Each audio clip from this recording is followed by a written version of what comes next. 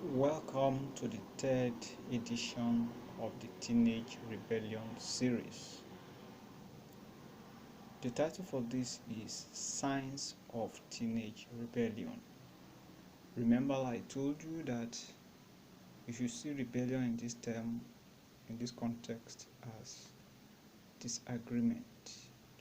Teenagers in disagreement with parents, guardians, and co.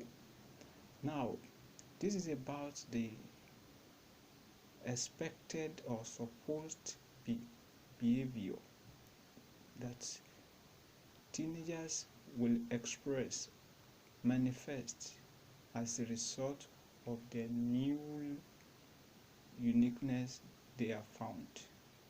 They have seen themselves to be a unique person, different from parents, people who can now process things on their own. As a result of that, they begin to exhibit some behaviors. So when we see them, we should be able to understand what is happening instead of quarreling over it. We should understand what informs that. That is the essence of this.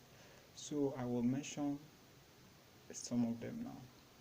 Number one is that as teenagers, they tend to be very fast at everything or about everything.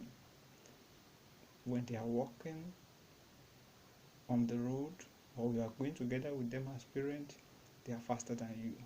Anything they do, they tend to be faster and faster and faster because of the new energy in them. And also again, you see them deliberately flouting rules at home. They disrespect authority. They tend to challenge authorities.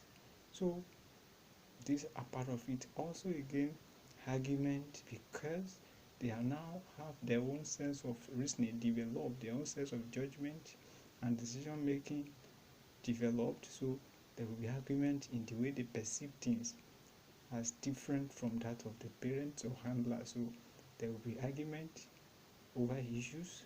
Then stealing may come in some cases depending on the upbringing and pressure, peer pressure, so to say, because you see, when they have perceived themselves to be unique and deserving of certain things that perhaps they are not able to afford and their peers could afford it, it could result in some stealing, Then again is risk taking. This is very pertinent.